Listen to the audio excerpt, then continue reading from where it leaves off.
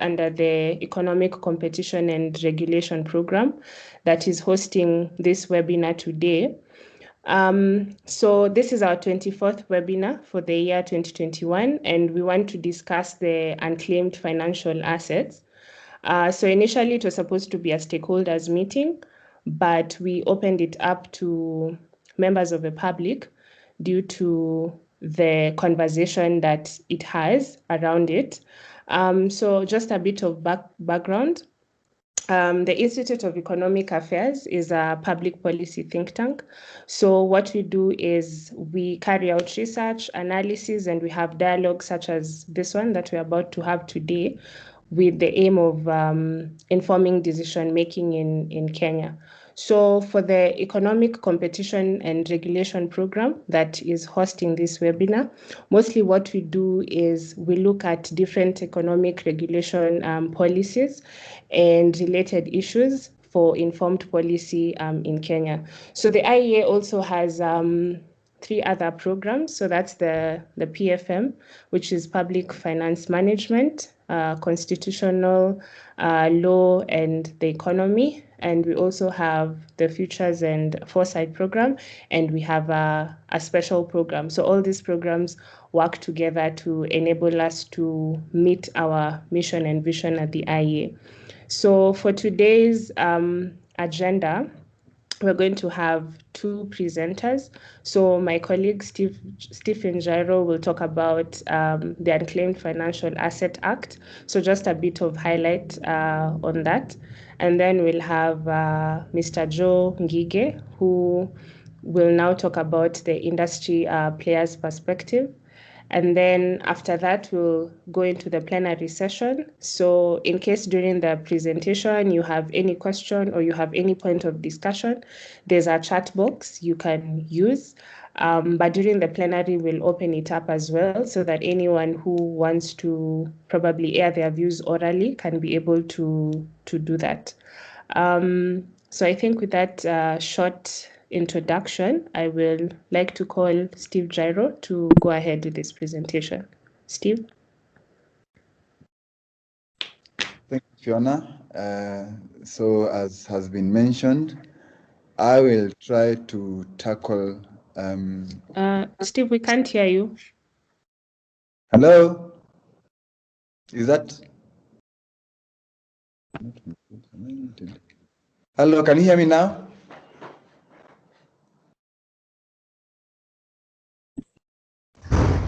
Steve, we can hear you loud and clear. We still can't hear you. We can hear you, Steve. Go ahead. Okay, thanks. So I'm trying to load this presentation. Just a moment, kindly. So I'll just look at the Unclaimed Financial Assets Act. So I hope you can see my screen.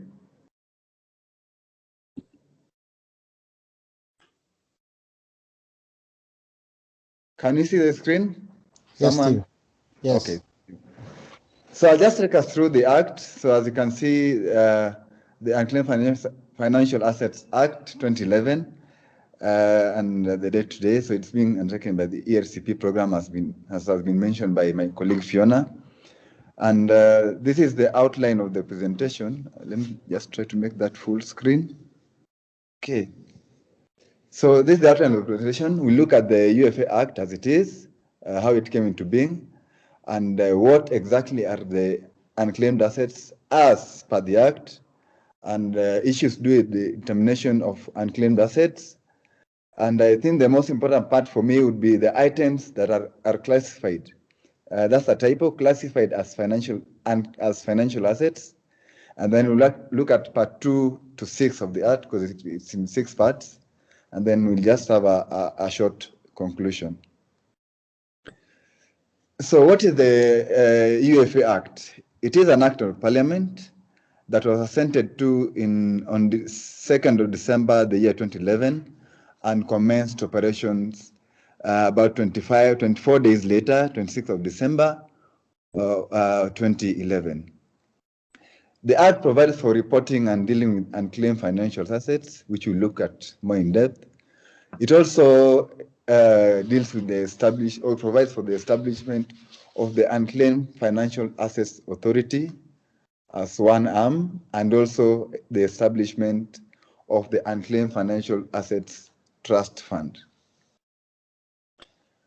So, what are these things we are calling unclaimed assets? As per the Act, unclaimed assets means, one, assets that have been presumed abandoned and have become unclaimed under the provisions of the UFA Act 2011.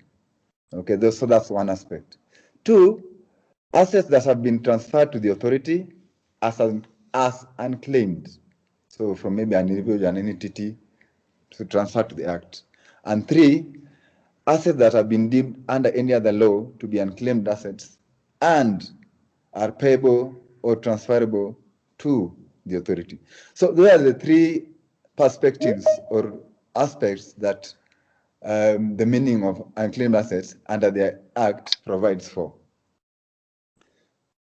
So let's move on to how to determine the unclaimed assets. So unclaimed assets are determined under general requirements, and they must meet some conditions for abandonment as per section 4 to 18. So these sections are what we are going to look at in depth to see what exactly they are, and this is under part 2. So moving on swiftly, let's look at first what these items are. So I'll just try to run through. I think some are just straightforward. Travelers' checks, money orders. These are, remember, unclaimed financial assets. We are not talking about any other thing but financial assets. So travelers' checks, money orders, that's also under one category of unclaimed financial assets. Two, checks, drafts, or similar instruments. That's also a second item under the Act, which is categorized as a financial assets. Three, demand, savings, or matured time deposits. So it could happen that at some point in time, someone had some savings in an account and they mature, but they are unclaimed for a period of 5 years, according to the Act. So when this happens and no one claims them, then they are transferred to the UFAA, which is the authority, who are also the custodians. So that's one. That's another one. Life or endowment insurance policy or annuity contract. So this speaks to insurance policies that individuals or families take, and for one reason or another, they are unclaimed after some period of time. This is also transferred to the Unclaimed Financial Assets Authority, who then are mandated have the owners to link them back to the rightful owners. Demutualization of insurance company. This is where someone holds fort for another in insurance company, and in case now the company is being demutualized, then that particular asset, I think this was for a period of 5 years, according to the Act, then that is taken over by or transferred to the UFAA. Deposit for utility services. Of course, utility services can be maybe for electricity, water, and then this probably when someone moves or something, or they pass on, remain unclaimed. So it's the function of the authority again to make linkage or to find the rightful owners of the particular deposit which is unclaimed for a period of time and link it back to the rightful owners. Determination or order by court or refund by holder. I think that's a bit straightforward, where a court determines that an individual or an entity is the rightful owner of a given financial asset, then it's in order that it be taken to the rightful person through the UFAA. So moving along, again, ownership interest, interest accrued on various items as given by the Act. There are quite a number. And also assets from dissolved business entity, definitely. That depends on probably, and I think it says that there's a period of 2 years from when this happens, then that particular asset is presumed abandoned, so it should be taken over by or reported to the UFAA, which is the authority. And then assets held in fiduciary capacity, this is on behalf of another person. So again, this is also presumed to be within 2 years. So if within 2 years they are not claimed by the rightful owner, then the particular asset, financial assets, will be reported to the authority for the needful to link them back up to the rightful owners. And then gift certificate or credit memo. Now, a gift certificate or a gift card can be abandoned. It gives a period of a 5-year period within which, if it's unclaimed, then it's now it will be taken back. It will be taken over by the UFAA for onward linkage to the rightful person. And then unclaimed wages, which could include items such as maybe, let's say, bonuses or allowances. So if these are unclaimed again for more than, and this is an interesting one, for more than just a year, then this is taken over should be reported to the UFAA for that linkage to the rightful owners. I think that's an important one, because if you look at the happenings now, probably there might have been occurrences where, because of the COVID pandemic and the happenings now, some individuals might have been occasioned to actually have been laid off, and they didn't actually have access to their wages. So if it's a year past like it is now, then if that wage in March last year or April last year is now onward moved forward to the UFFA, then the UFFA should make a move to find the rightful owner for these particular wages and link them back up to them.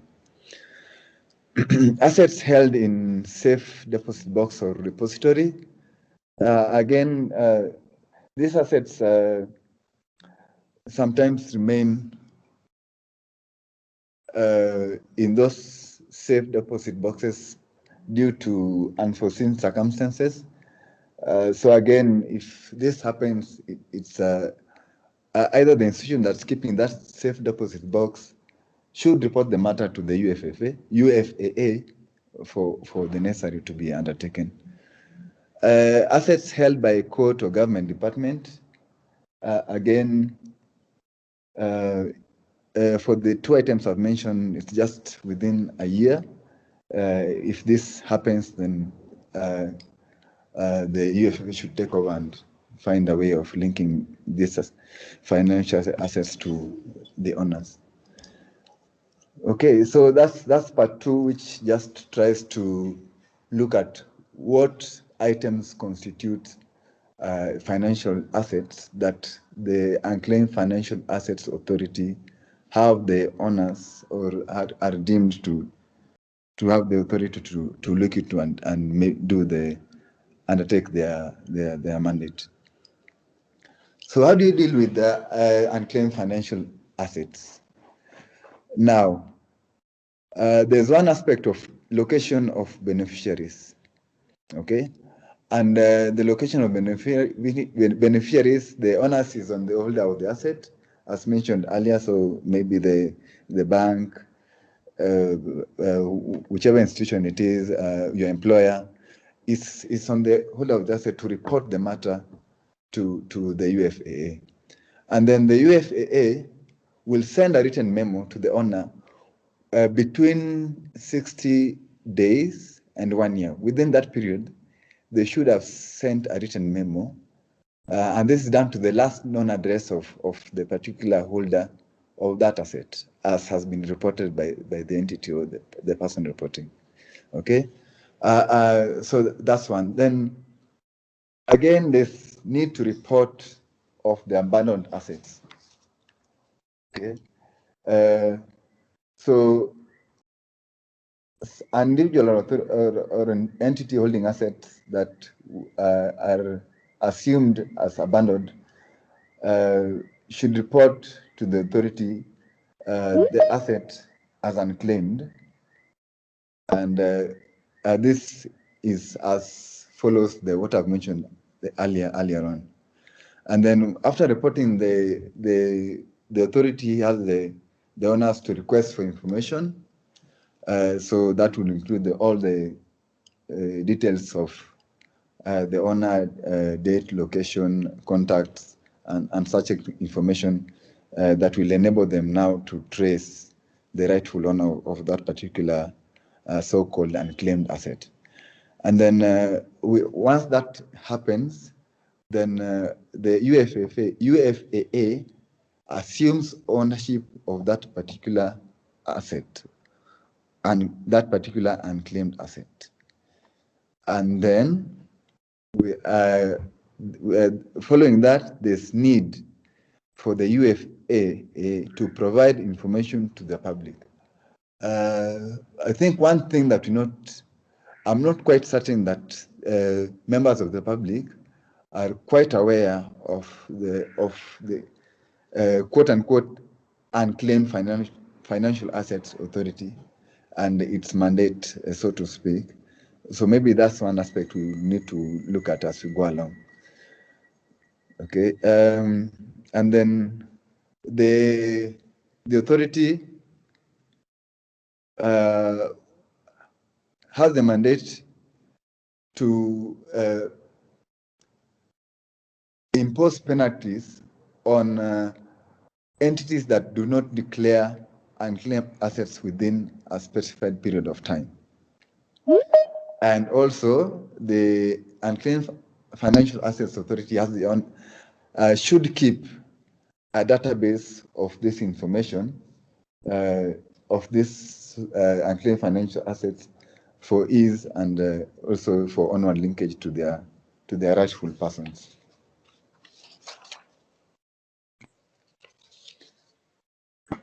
So part 4 of the Act talks about the authority itself. And this is what we are going to look at. So the authority, firstly, is established under Article 39 of this Act. Which says that there shall be an authority to be known as the Unclaimed Financial Assets Authority, which definitely, as is with other authorities, is a body corporate, which can be sued and all these connotations that come with such authorities. Now, the authority has a board, and the board is composed of 5 key persons who have varied degrees of knowledge and from various disciplines. And one of the individuals has to be from the banking sector, another one from accounting and auditing,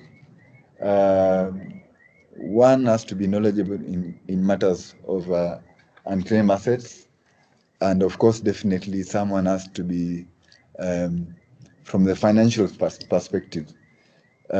Before I forget, which is also a key important, as the 5th person who should be appointed to the board is someone from the insurance industry. So that's the composition of the board. And the board, when meeting, at their first meeting, they'll select their chairperson, and then they'll hold their meetings. But for that meeting to go on, a minimum of 3 members are required. The tenure for the board members is 3 years, which is renewable once. I've mentioned the issue of quorum. And what are the objectives of the board? So definitely one is to enforce provisions of the Act. Two, they act as the trustee of the fund. Three, they also receive payments that come into the fund. They also make payments. That is their mandate to link the rightful owners of the unclaimed assets to the assets, and they also manage and invest the funds that come into their that they collect rather in various ways, and also give advice to the cabinet secretary at that time being in charge of this particular industry. So that's the composition of the Unclaimed Financial Assets Authority and how they come to be and their work. So other than that, which is this is contained in Part 4 from Article 39 of the Act, and then yes, the fifth part is the coming to being of the trust fund. So that's the Unclaimed Financial Assets Authority Trust Fund, which is established as per Article 44. So the fund will undertake payment of claims, okay? Payment that come into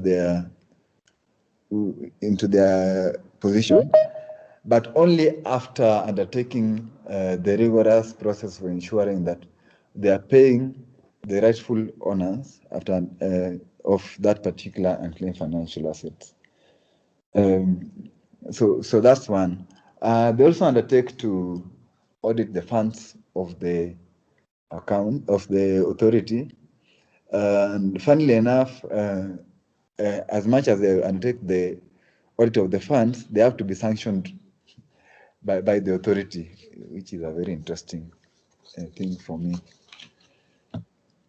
So as we finalize, what we note under the miscellaneous part of the Act is maybe three. One is the appointment of agents, and the Act says that the authority may appoint or license.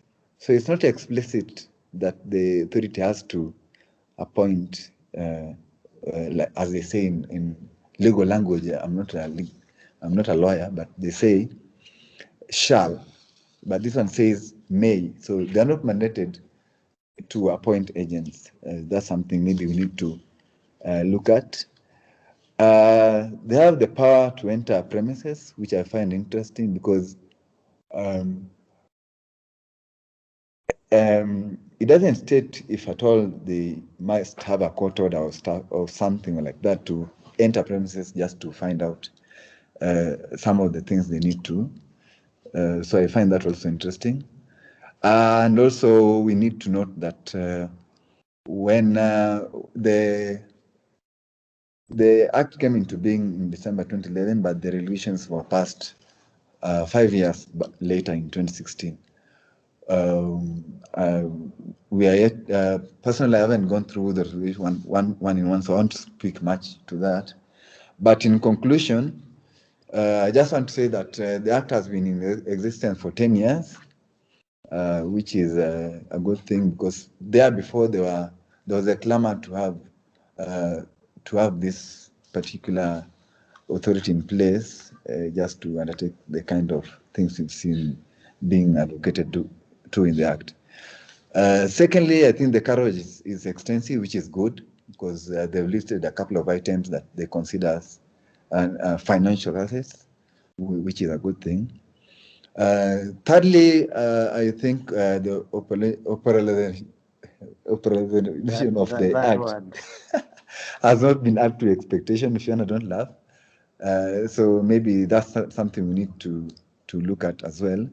And then personally, having interacted with a couple of people within my circle, I think awareness levels are too low of existence of the body, and not even the body itself, but even just the term of unclaimed financial assets. The awareness levels are too low.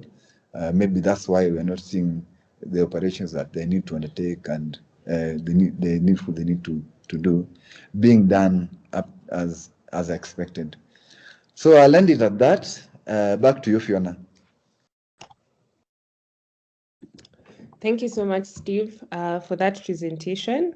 So I think before I do my summary, I would prefer Joe to go second. So our next presenter is Mr. Joe Ngige, and he's going to talk about, his presentation will be centered on the industry players' perspective. So Joe, the floor is yours.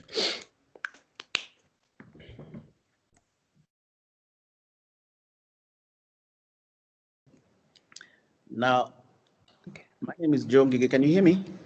Yeah. Okay, yes, my name is Joe Ngige. And in various circles and amongst various friends of mine, I've been described as the father of this particular legislation. That has been actually quite accurate, and I'll give you a slight history. There's an English word for those who learned English in our time, and that word is called serendipity. Serendipity is described in the Oxford and the Webster English Dictionary as a good thing that happens to you by chance. And the good thing that happened to me by chance or by default happened shortly after my father passed away.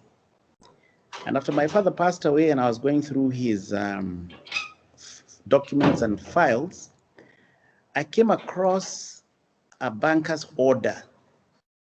That banker's order was drawn on the National and Greenlist Bank, Mombasa branch at Treasury Square, and it was to pay the Old Mutual Society for a life policy that belonged to my late father. I followed up on that policy with the Old Mutual, and in my conversations with the Old Mutual up in Nairobi, I asked them, well, my father passed away, why did you not contact me?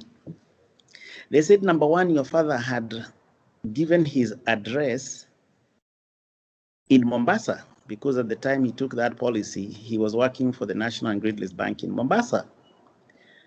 And shortly after independence, Johnston Kamau, aka Jomo Kenyatta, decided that Old Mutual, being a South African company, had no business operating in Kenya. So Old Mutual became a closed fund, which means they would just service the business that they had in Kenya until it expired.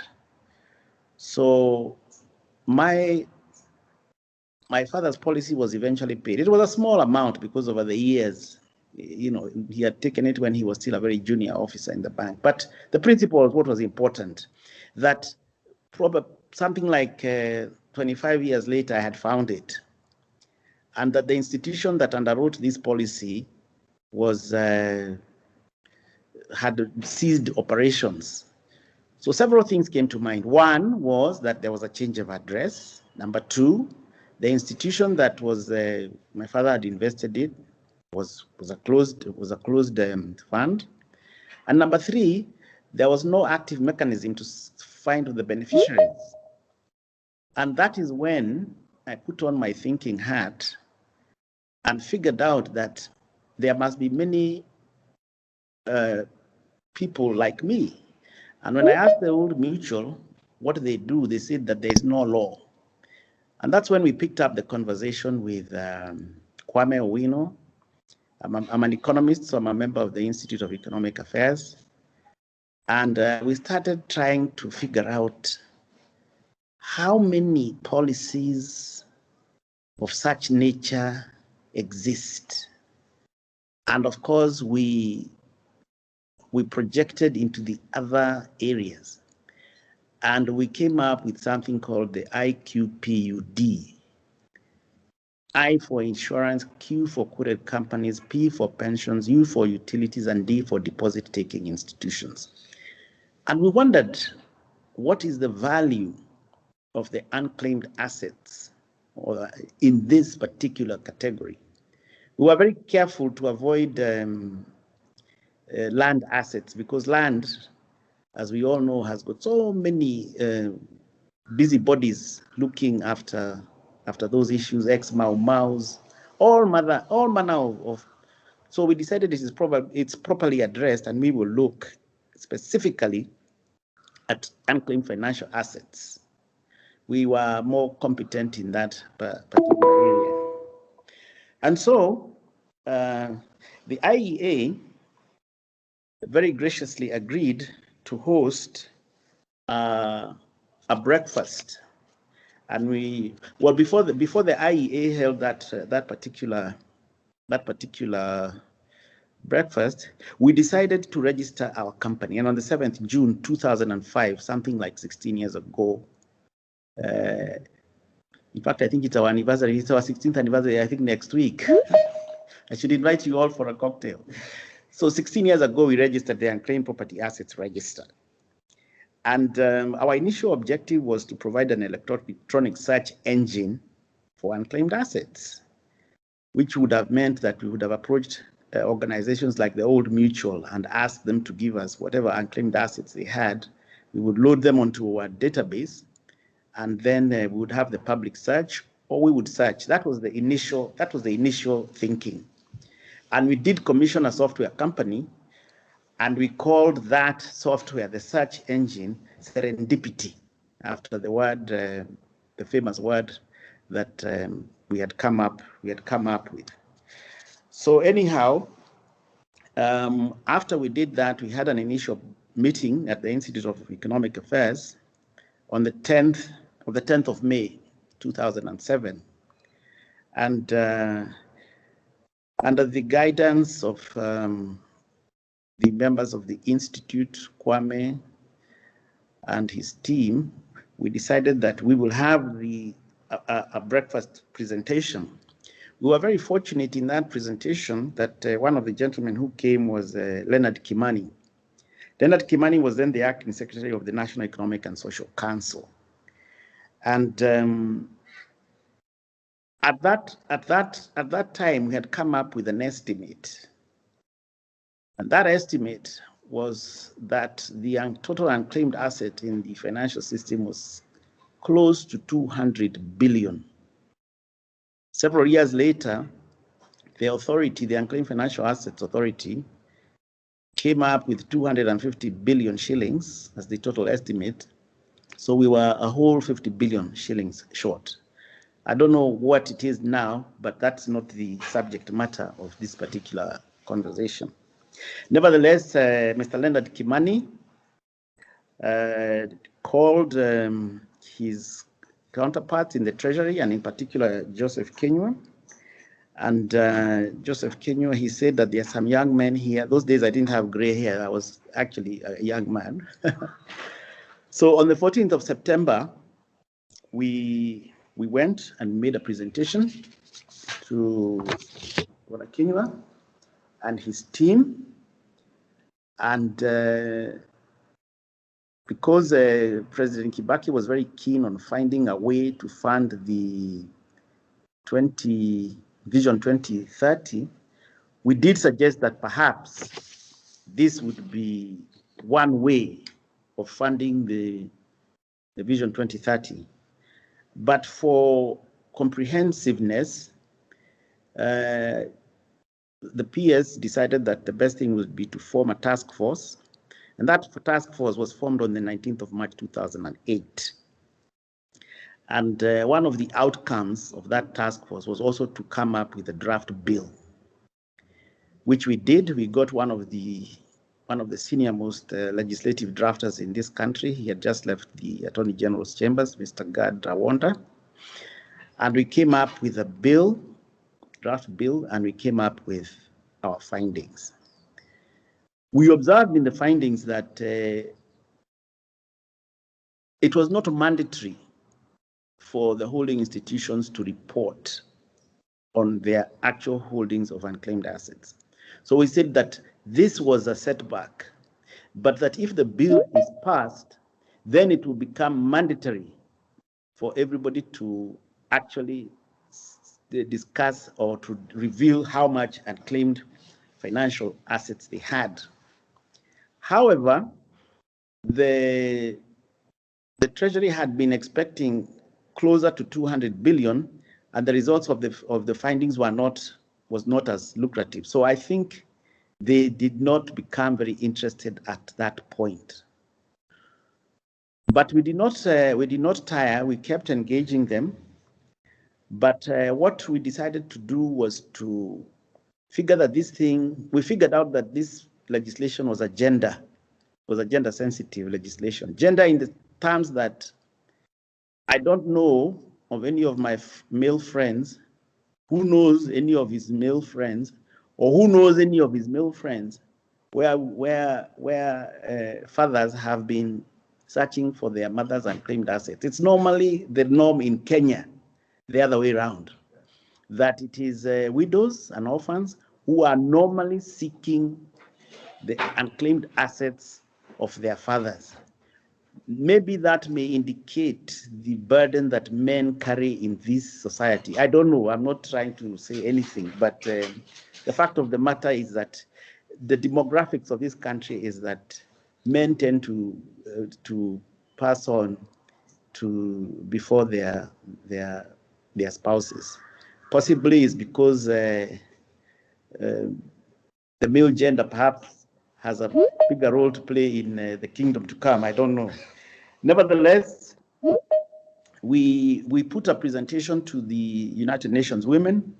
The UN Women had called for proposals, and they were looking for consultants who would want to do something in inheritance rights. So we put in a proposal to the UN Women, and we told them that we had a solution to women inheritance rights, and one of them was unclaimed assets. And they asked us, what is the issue here? So we gave them our background, our findings, and we told them we were working closely with the Treasury. We had developed the bill. Treasury had not taken the bill to Parliament. We would want them to assist us in the advocacy. So using funding from the UN Women, we actually took that bill to Parliament as a private member's motion. The member of Parliament for, is it Lysamis? Honorable Ekuton took it to the House. Those days, government was in the House, and the government did not oppose the legislation, and the bill became law in December 2011 as the Unclaimed Financial Assets Act number 40 of 2011. Thereafter, we needed to develop regulations, and we had at that point decided that we will look for funding not just from the Treasury, but from other institutions that are concerned with the development of this country, and the Kenya Community Development Foundation, then in conjunction with the Ministry of Finance, funded the regulations. And the regulations were passed in 2016. And after the regulations were passed, the then Minister for Finance, Honorable Githae, formed the board in November of 2012, and the board, the ship left the harbor, so to speak. After the gazettement of the regulations, then the authority began its work with reunification and collection of unclaimed assets. And this is where professionals who work in this area, like myself, have issues. And the issues that we have is that what is growing is the trust fund. And it is a good thing that the trust fund is growing, because that means that unclaimed assets are coming out of the holding institutions in the definitions that my colleague Steve has just described. But that is not the index that is of interest to ourselves. What is of interest to the constituency we focused on this solution was the widows and the orphans, the owners, the subsequent owners of these unclaimed assets. It's not that they need to grow in the trust fund. No, they need to be reunified.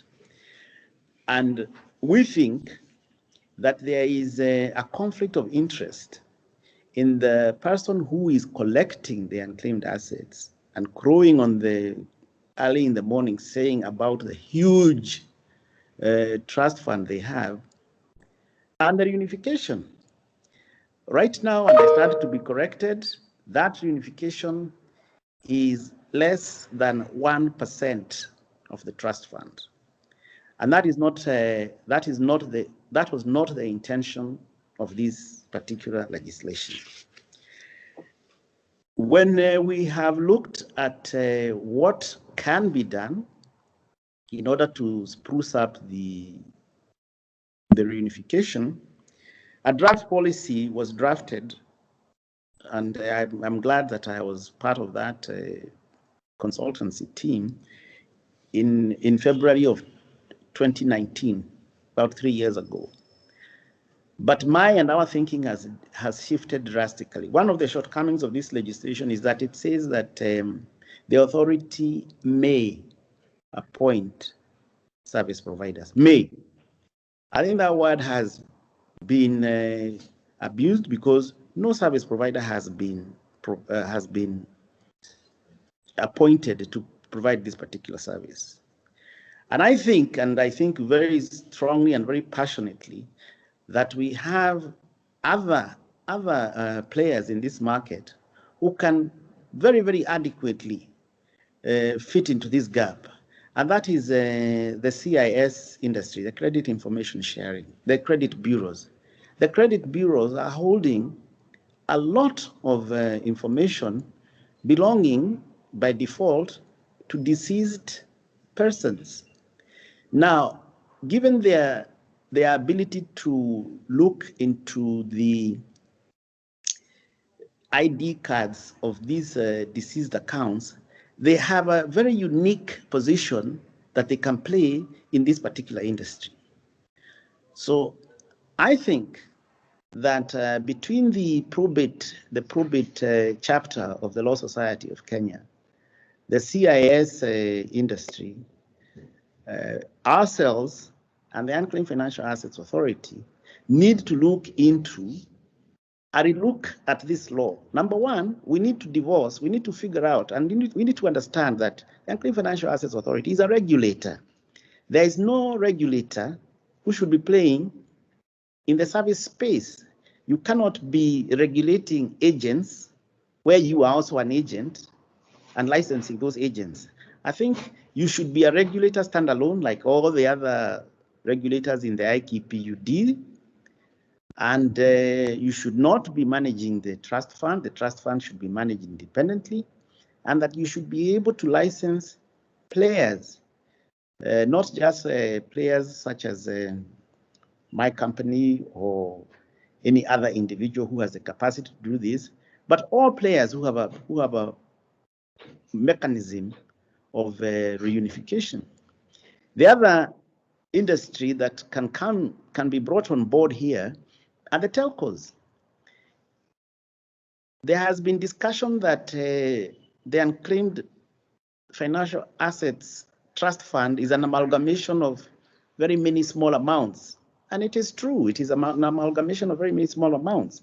However, these small amounts can be very, very economically passed on to deceased estates through M-Pesa, or not M-Pesa specifically, but through the mobile money platforms. And I think this is one area that Kenya in the entire world has a very, very big advantage in leveraging those particular platforms. It has been suggested to me in various fields that the person who needs to lead in the implementation of these reforms is the Treasury. because the Treasury commissioned the policy document. I don't think so. I think players in the industry need to look at what they have, because innovation always supersedes legislation. So we do not need to wait for Treasury-sponsored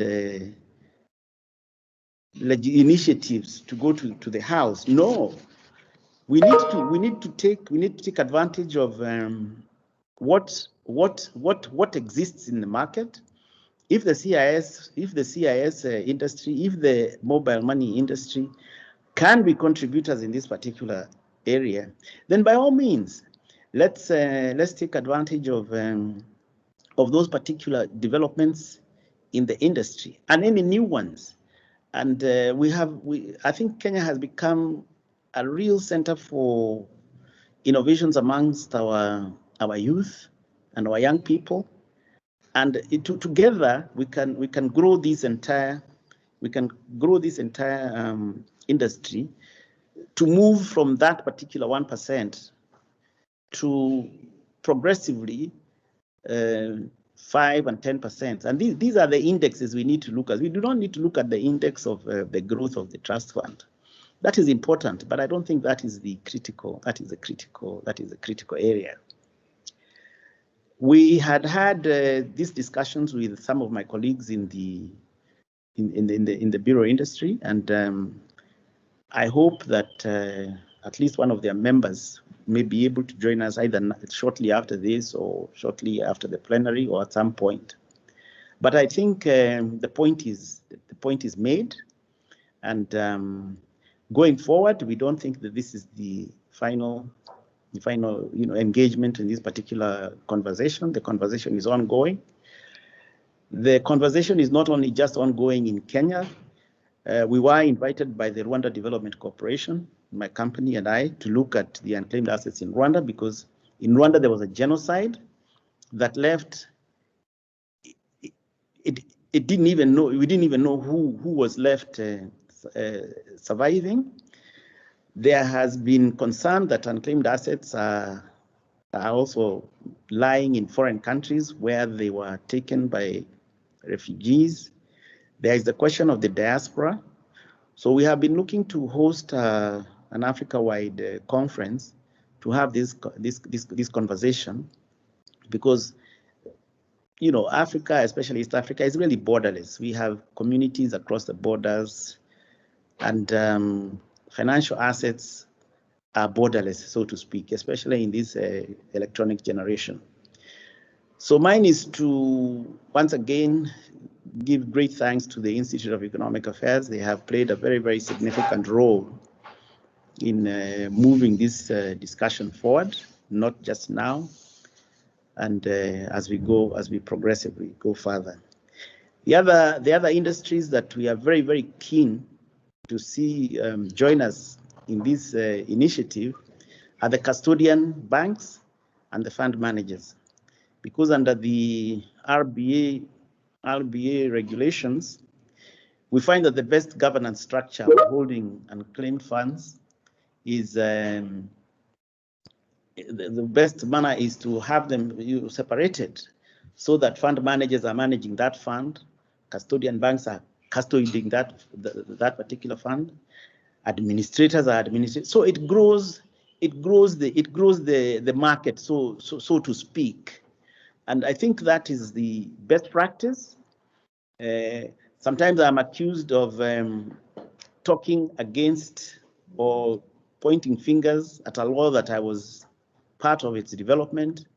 That is true, but that was my knowledge then. My knowledge over time has increased, and I'm not saying that there is any monopoly of wisdom.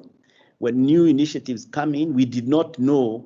As a matter of fact, when we started unclaimed financial assets legislation, even our friend Odundo had not finalized with his regulations on the RBA.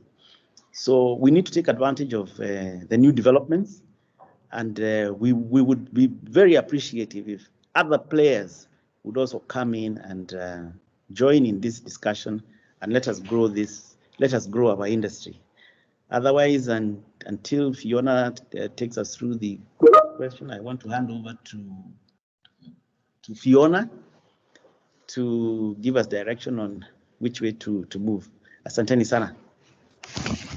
Thank you so much, Joe, for that presentation. I think first we'll have Mr. Chris Mwangi from Credit Info, Credit Reference Bureau Kenya Limited. So he's going to talk a little bit about how we can integrate beneficiaries into the CIS infrastructure. So Chris, I think you can go ahead. Thank you very much. I'll just share a presentation.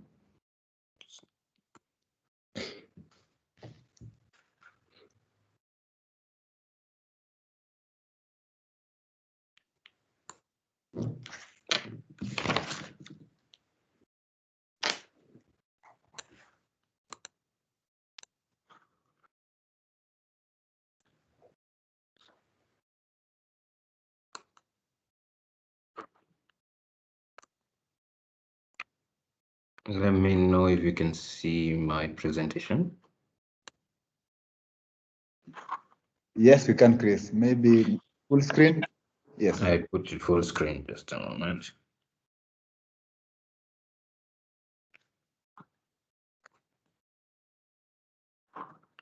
Is it full screen on your end?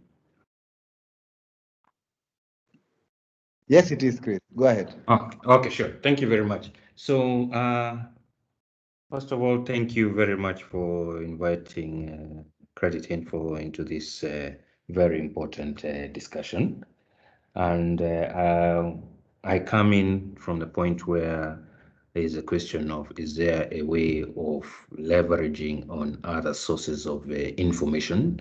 And I like the fact that, Joe, you mentioned the CIS mechanism can and actually is able to come in and assist with the task at hand, so that we stop discussing about how much money is in the fund, and instead we look at very important things like how many assets have we reunited with the actual beneficiaries.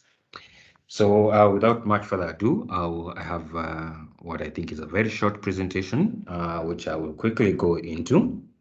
So Credit Info, for those who do not know, is a credit reference bureau.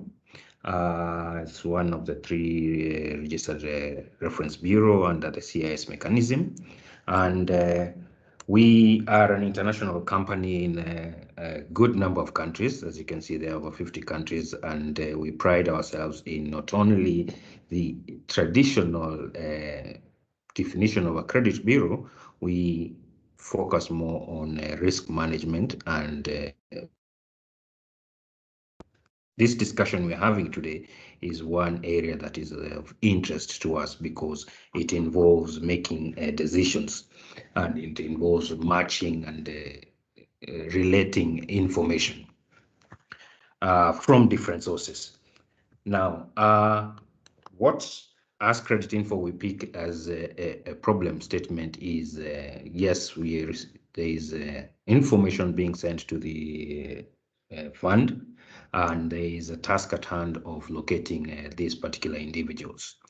Now, we understand that there could be a mechanism already in place of trying to locate these individuals. As a matter of fact, there's a portal on the website where, as Chris, I would go and check if there's something related to me there. There is an aspect of confirming that indeed I am who I say I am, and whatever is in the fund or the assets that are there actually in one way or another can be linked to or should be passed on to Chris. Then there is a question of course, integrating or bringing together information from different sources. One of them in this case, and the reason I'm doing this presentation, is the data that we have in the Bureau. We very well know we have very many Kenyans out there who are taking credit facilities, whether it is the traditional loans and today what we see more is on the mobile loans. And by virtue of receiving that information, we would say we have up-to-date information on individuals. This information comes with relations to other individuals. For example, Chris would have taken a facility and it is guaranteed, let's say, by my spouse or my brother or somebody. And if for one reason or another, then there is an asset to be passed on, or then this information can be linked to Chris, and Chris, by virtue of the data that is in the bureau, you would be able to see that there is somebody who is related to him, and that discussion can move forward and you can say we are matching. So in that case, there is a manual process or a semi-automated process that we think we can actually come in and assist by way of matching what you have in the fund and the data that is in the bureau. The other thing is using our risk management expertise, logics and algorithm, who would be able to marry the two data sets and come out with a decision and say, hey, this information sitting on your end, we can actually tell you that it can be related to so and so. And by doing that, you're able to contact the individual and take it forward and actually sort out the problem statement as indicated at the top there. Then how do we do this and what is it that we have in the bureau? At a high level, we have a total of 14 million unique subjects, and these subjects here relate to whether it's an individual or a company. And behind these individuals or companies, there is information that will be very useful in this matching and location of beneficiaries. And at the tail end of it, contacting them so that they are notified, hey, there is something here that you should actually come and get it transferred to you, or it actually relates to you. Then the next steps take place. And this information, of course, is continuously growing with people taking up credit facilities, as I mentioned earlier, be they traditional facilities or mobile loans, and the data is growing by the day. Then so I said that we can actually assist in locating these individuals. I thought rather than just talk about the data, I could also just in 1 or 2 slides just show you a snippet or a schematic of what we believe can do from a technical side of things. So for you to reunite assets with the rightful owners, there is some logic that would have to be implemented in the system. There is data that will be picked from both sides. There is what is in the bureau and there is what is on the other side. It will be matched through some logic, which will be communicated, discussed, and agreed on, and this is what can be done. The results will be reviewed and they will be communicated, and throughout this entire process, it will be a consultative discussion. So we will discuss and say, this is what we have on this side, this is what we have on this side, this is what you want to implement, this is the right way of matching this individual, this is an outlier, there is a problem, there's something that needs to be looked at. From a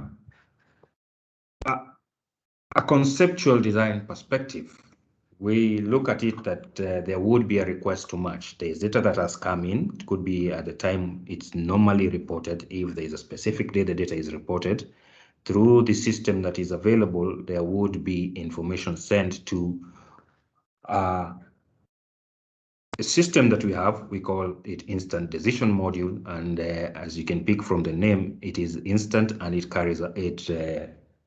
makes a decision.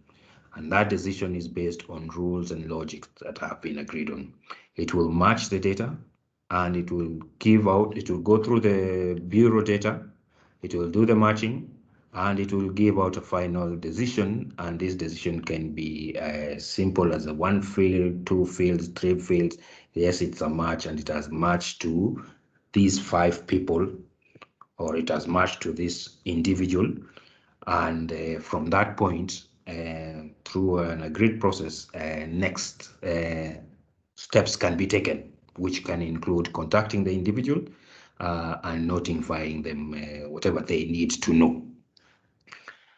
Now, that is from the Bureau perspective. So there is the information that we have, and over and above that, we have a solution that can be used to actually do the matching, and it can do the matching one record at a time, and it can also do matching in bulk. So let's say you have 1,000 millions of records, and that the required data set for matching is available.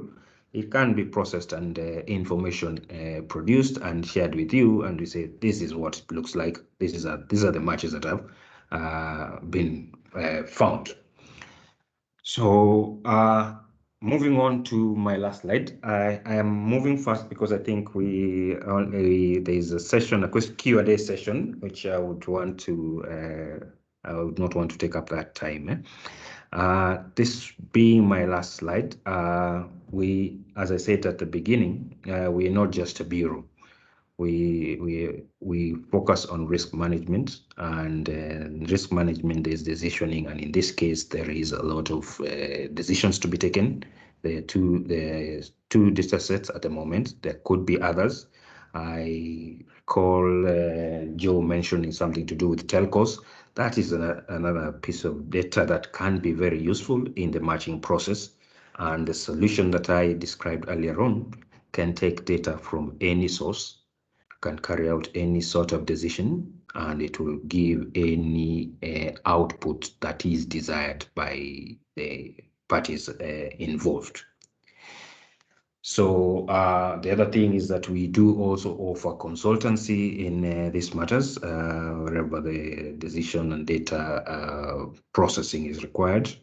The solutions that we offer, and in this case, is one that we would be available throughout the journey with regular reviews, regular discussions in terms of what needs to be done, what we think we are seeing from the data, for the right people to actually comment and make decisions on and decide, is there a tweak, is there a change that's required, do we need to bring in something, other information, to other way of looking at the decisions being made.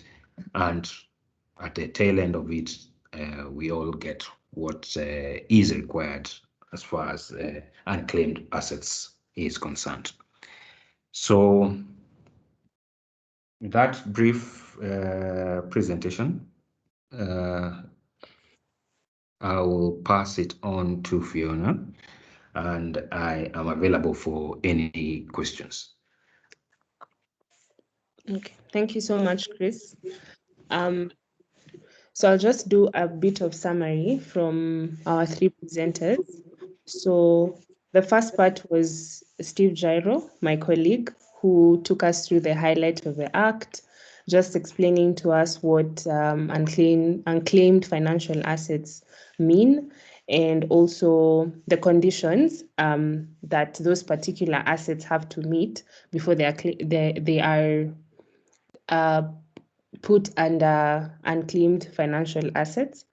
And then so just the whole act and how he did a summary. So thank you, Steve, for that. And then we had Joe, who gave us a very extensive history of how the act came to be, the role that Unclaimed Property Assets Register played together with the IEA and also the UN Women.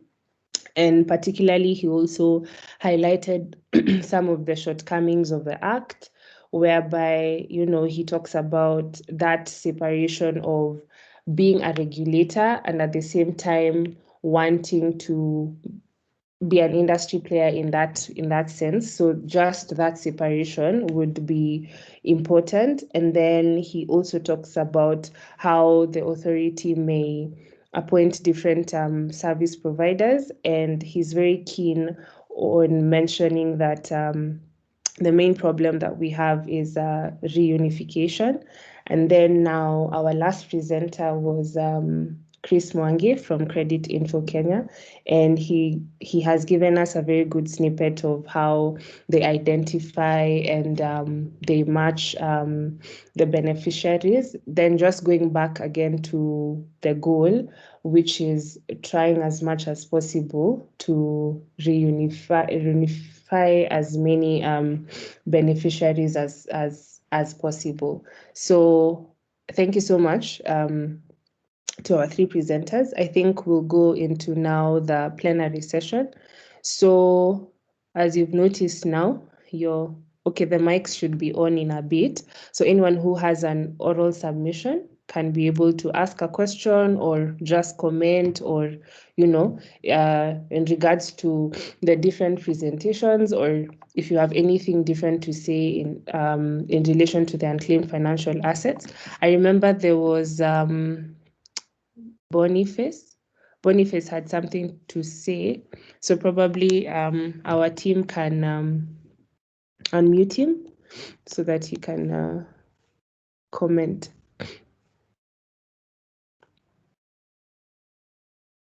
Yes. Oh, I can see Maurice Kimuli.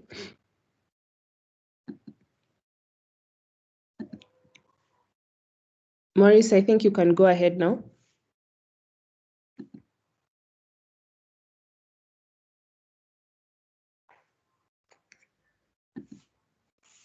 Maurice, you can go ahead.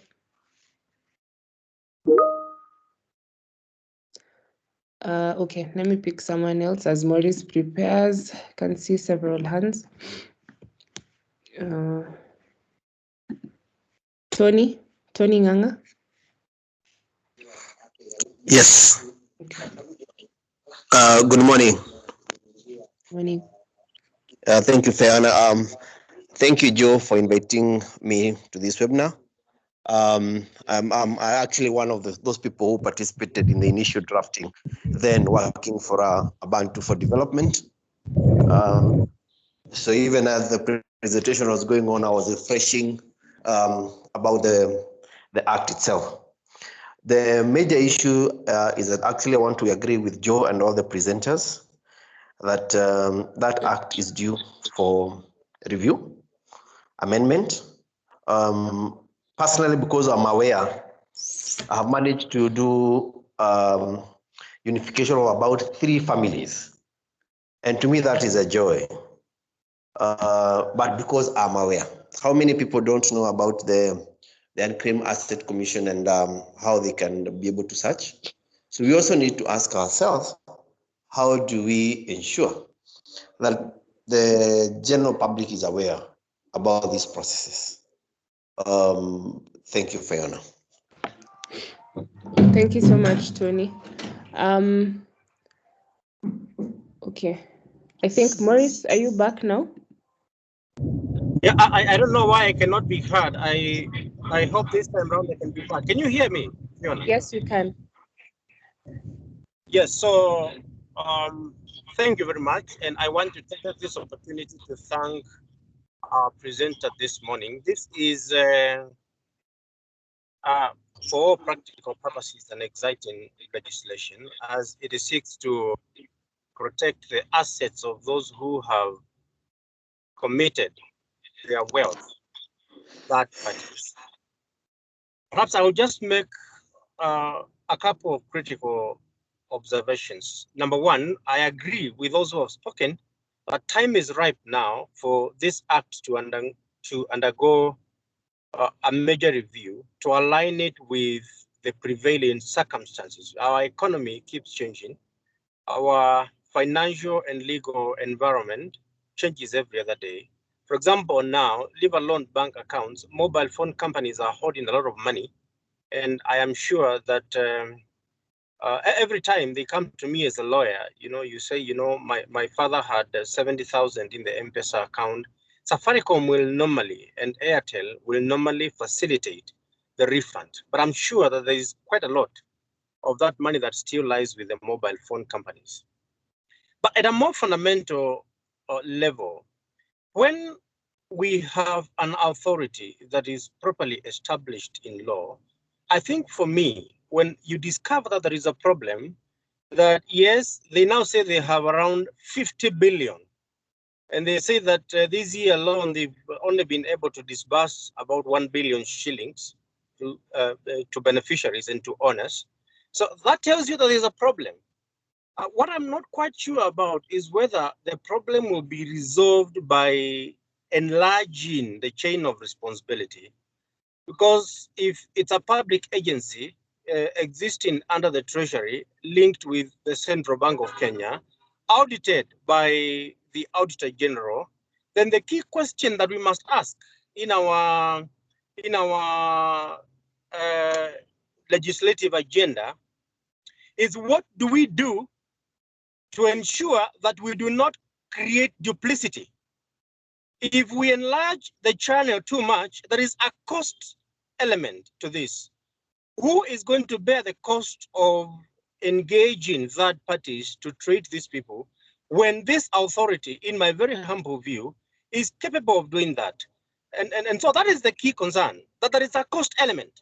And most of the people who have not been found because this authority has taken its duty to be limited to publishing notices in the Kenya Gazette and publishing notices in the newspapers and having a database, a searchable database within its website. Now, the question is, can we, because they are allowed to use money under the supervision of the cabinet secretary, they are allowed to use money. So what is it that they can do to avoid a situation where we duplicate roles, we increase costs, so that ultimately when you trace that person, what they get is not they were entitled to, because we have expanded the chain too much. Number two, and this is my last comment, I think in the banking sector and in the financial sector and the insurance sector, we collect a lot of information, and Credit Info have taught us this. It is almost impossible not to trace people who have given you money, people who have taken out policies with you. Could we, at the legislative level and at the policy level, require that agencies, institutions, companies, and third parties who receive people's assets and finances collect certain information at the point when these people come to them? For example, when you go to open a bank account, could we have the foresight of knowing that one day the money that you put in that bank account could be treated as an unclaimed asset? Could we have the foresight of knowing that when you have a mobile phone M-Pesa account, one day, one time, that money you have in that M-Pesa account could be treated as an unclaimed asset? Could we agree that when you have an endowment policy, that policy, the money and the benefits could one day be treated as an unclaimed asset? So at the inception level, we need regulations that require these providers to take and collect as much information as possible, including the name of their chief, including several people who can be contacted. And when we do that, then we reduce the problem of dealing with the symptoms when somebody cannot be traced.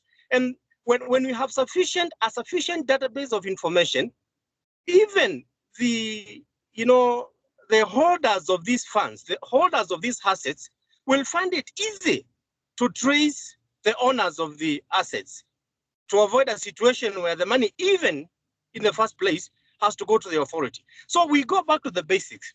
Instead of dealing with the symptoms, we ask ourselves, what legal policies can we put in place to ensure that in the first place, it will be extremely difficult for an organization, for an entity, for a holder of funds, not to trace the people who give them money. So that is my very, very humble view.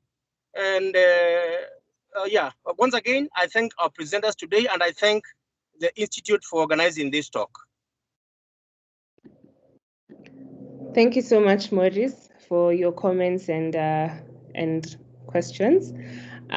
So I'll take the last question for this section, and then I ask the presenters if they have anything to comment, and then we'll go into the next round of questions. So let me pick Samuel. Yeah. Thank you very much for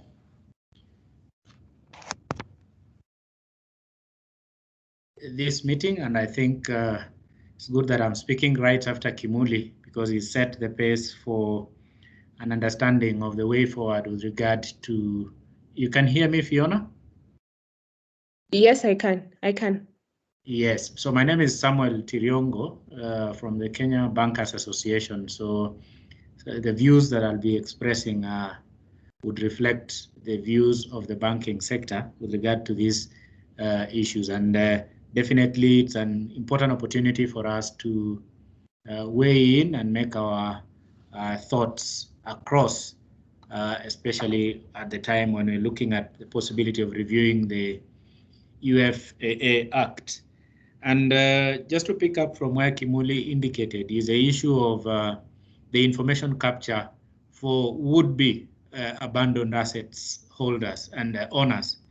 And I think I must report to the group that the banking sector continues actually to increase and improve on the level of comprehensiveness of the data that it captures from its customers. So the KYC, the Know Your Customer regulations continue to be strengthened over time. And because of this, it so happens that there are many ways of reaching out to the customers in the event that the primary contact is actually not reachable, so that the asset then would be described as an abandoned asset. So because of this strengthening of the customer information base, so banking sector is continuously becoming a central player in identification of even the secondary contacts of the owners of assets, and therefore the banking sector continues to remain at a critical position for reunification. And in as much as the law requires that the assets are actually surrendered to the authority, it's also important to note that even in this space, the role that banking sector can actually play in reunifying the asset holders of the assets continues to grow over time, because we've had cases of customers coming up after 5 years of abandoning the assets, coming back to reclaim, and the banks continue to refer them to the authority. But then there is that possibility of the banking sector having had a relationship with these customers prior. They have a privilege and an opportunity to actually confirm the credentials of the customers and be able to appropriately reunify them, other than taking aback in terms of this process. And I would also want to agree with the presentation by Chris Mwangi, indicating that with the technological innovations and adoption of technology, even in the management of assets, and over time, and in partnerships with the telcos that have come on board, and leveraging on the machine learning and artificial information intelligence platforms, it's actually possible to continue leveraging on these technologies for purposes of identifying the true owners, and therefore, and now that the banking sector continues also to weigh in and adopt these technologies for dealing with customers in particular ways and reaching out to them, I think the banking sector remains one of those very strong agents that could actually be explored for purposes of reunification.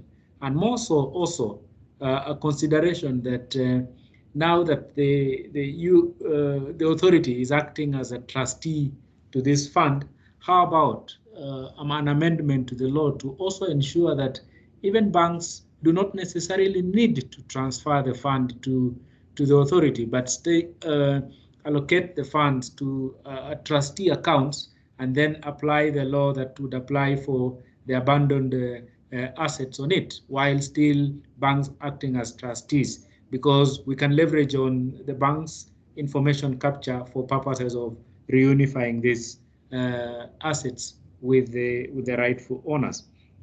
So to a large extent, I also agree with the suggestions that have been made, especially what Joe spoke to, is the issue of being able to look at an opportunity for splitting the roles in terms of the management of the fund could be considered to be split from the unification agency activity. And I want to borrow from what happened between the Central Bank of Kenya and the Deposit Insurance Corporation, that is the KDIC. And this was really in line with the spirit to split the roles of liquidation of entities and at the same time insurance, providing deposit insurance because of the conflicting roles. So I wouldn't, definitely I would want to place that argument against the argument of, is there an incentive for the authority, that is UFAA, to actually unify the assets with the owners if they're actually placed with the same responsibility of managing the fund at the same time?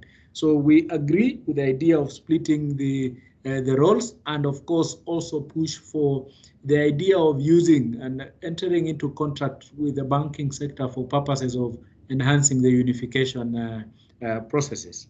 So thank you very much. And again, to IEA, this is a wonderful platform for us to discuss this going forward. Thank you.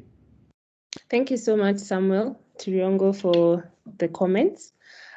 So I think I'll pose now. For you, it was more of comments than questions. So I think I'll pose to our presenters. Tony was asking, how do we ensure that the members of the public are aware of this act and everything that it brings to the table? And then also, Maurice had a question in regards to how do we avoid the situation of duplicity and also increase of costs. I think his second question has partly been answered by Samuel, but if you have anything to add in regards to how can we make sure that, you know, agencies such as banks or institutions such as SACCOs, they take as much information as possible from the beneficiaries. Yeah. Maybe Fiona, if you can allow me 30 seconds just to say something, because I'm just about to go into something else in addition towards what Samuel has said. Mm-hmm. What I think we need to take into account, and he's talked about whether there is an incentive for the authority which is managing the fund to actually look for the owners of this money. One of the is what happens to these funds. Suppose these people are not found. I know in terms of property, when people die, the property will revert to the state to go to the public trustee. But what happens, for example, if the people who are entitled to the 50 billion shillings are not found at all, and they continue investing this money? Is there a system where this money can get back to circulation after all the due diligence has been done? Or what happens? The more I looked at this law, the more I found that we have some lacuna which may need to be addressed in that regard. Okay, thank you so much. All right, so Steve, Joe, and Chris, any can go.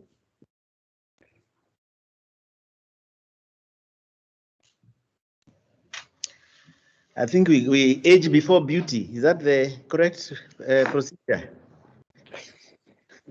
So age. So Steve goes first then. No. Oh yeah. Joe, go ahead. Sorry. We start with us on the 6th floor or approaching the 6th floor.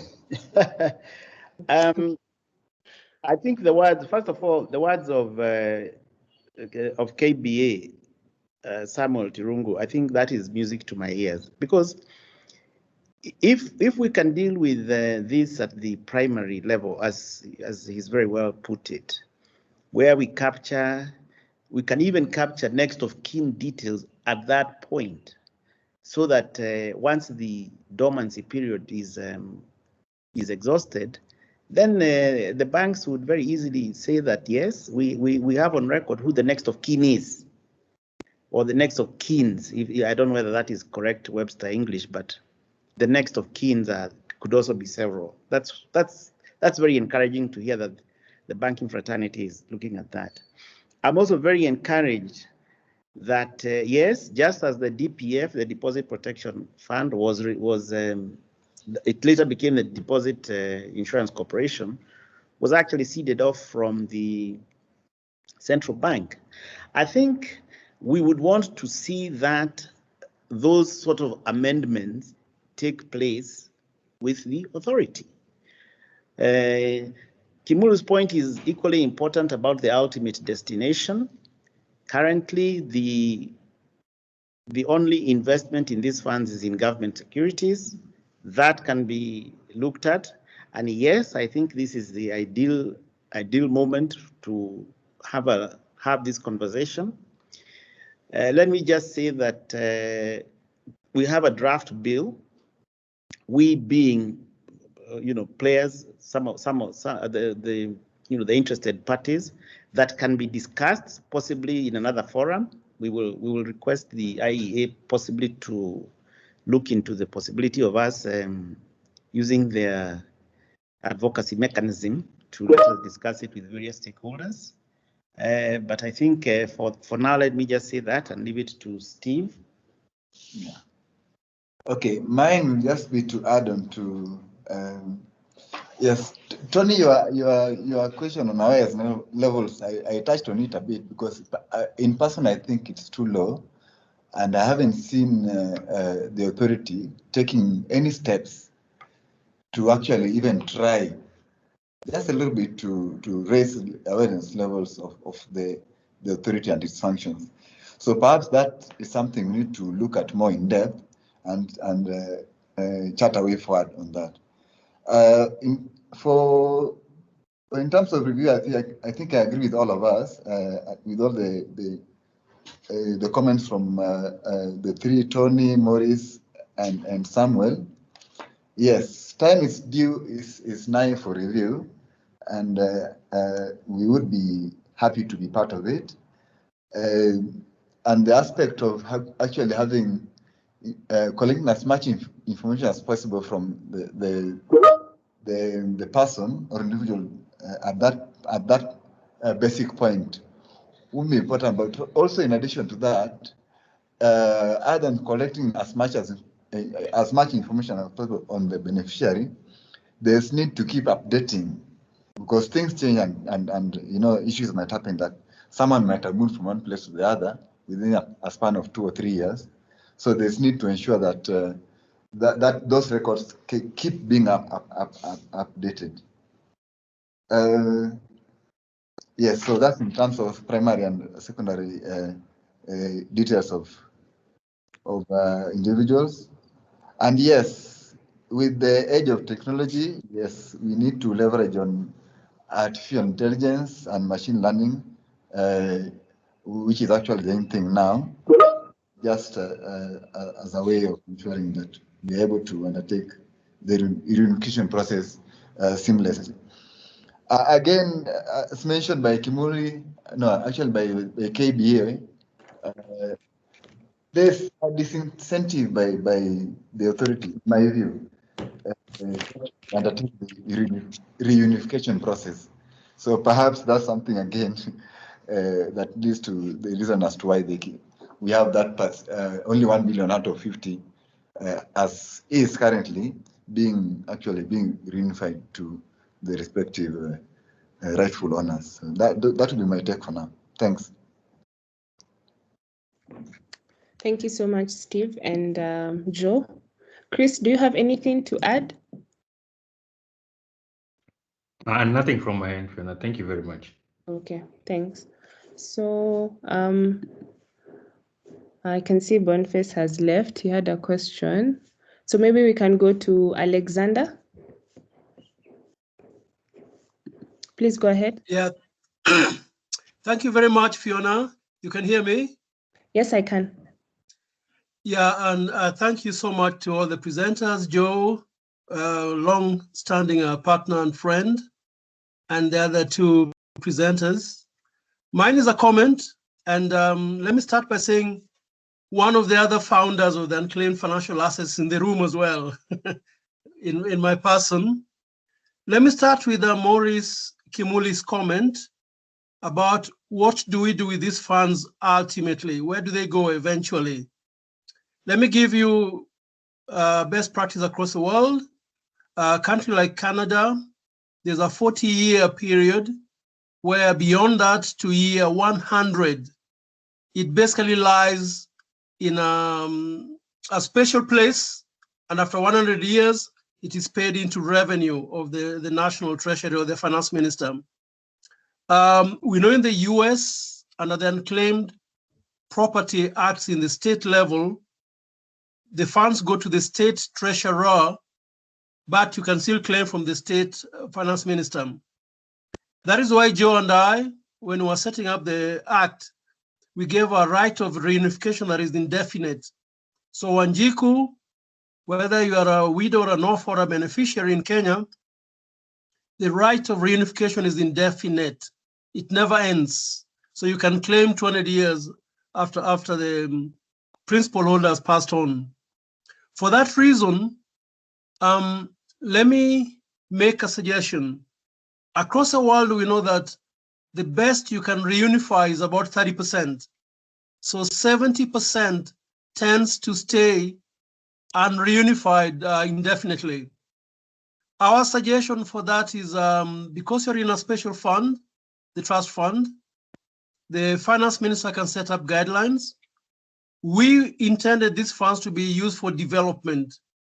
A portion can go to education of widows and orphans across the country, not just for the principal person. A portion can go for healthcare, maybe 10%, and the balance of about 60% of that can go into development of the country. We are a developing nation, so we cannot copy what the UK does, which is to donate and give away the money to charity. So we cannot give away that money to charity, mainly because the right of reunification is indefinite. I also want to support Joe's comments that we want to amend the act now. It's a good time to amend it, to separate first the owner of the trust fund from the manager. Managers can be fund managers, and to also separate the custody of the assets themselves, and to further separate the reunification service providers as well. So with those minor changes, this is an opportune time to update the act. Finally, Kenya from 2010 passed on a new constitution, which changed the structure and architecture of the country.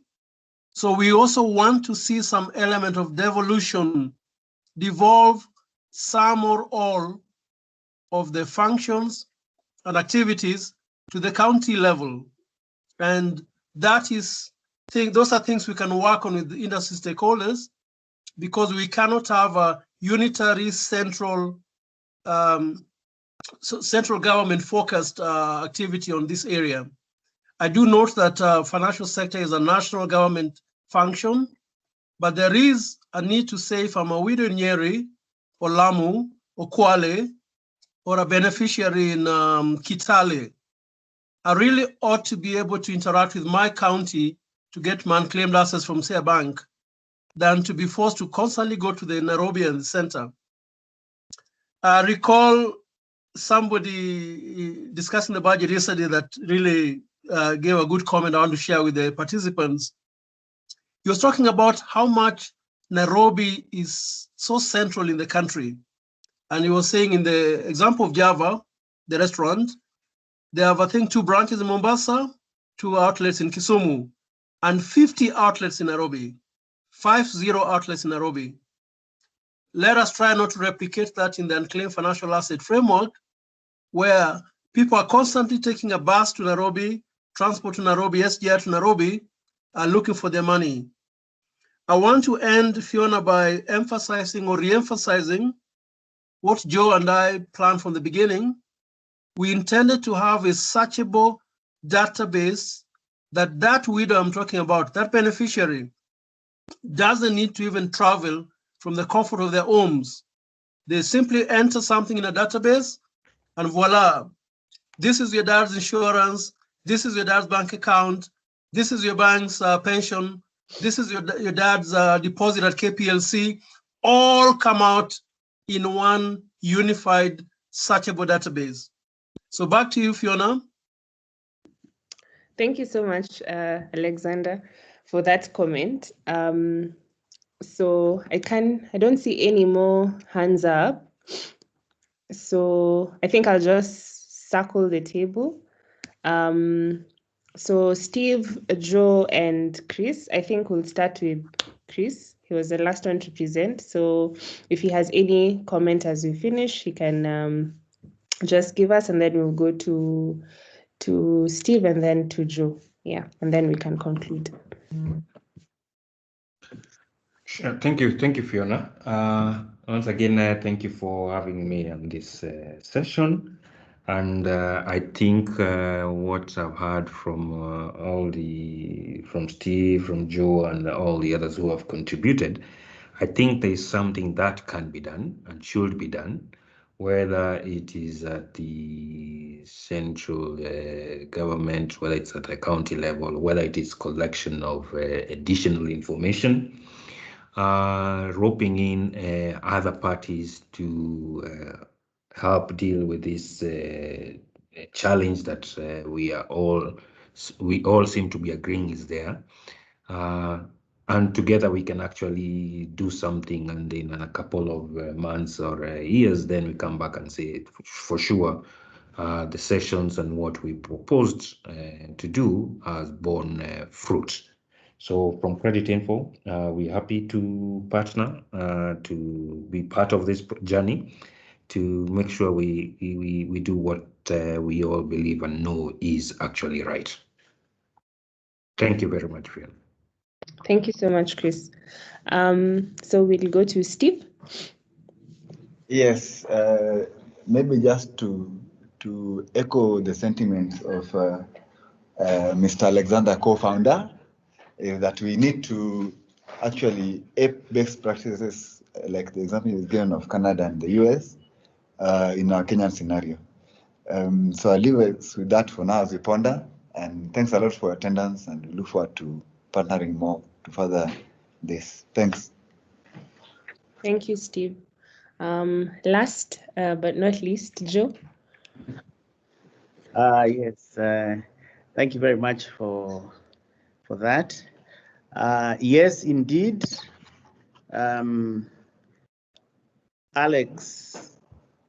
Alex is very modest. I think Alex is one of the most eminent scholars in terms of sovereign wealth, and he's been an old colleague in this particular journey. I'm also very excited that Tony and Arthur Namo would also be able to join us. Arthur Namo actually was the chairman of the Kenya Community Development Foundation when we were looking to move this whole, this whole train forward. I think I agree totally that the time has come for us to look at this legislation and take it to the next level. That has been unanimous, and it's my great hope that all the industry, industry associations, KB, I would want to think that KBA is probably perhaps one of the largest ones. We would want to take this up very strongly with them, and find common ground in terms of these amendments. Let me give, I'm accused often of being a storyteller, and I'll tell you one of the interesting stories. The largest unclaimed financial assets was found by Alex and I, the largest ever found in Kenya to date. It was not found by the authority, it was found by Alex and I. It is the Kenya Hospital Authority Trust Fund. It was a fund that was set up in 1968 by the late J.D. Otiende. It was a fund that was meant to train medical doctors.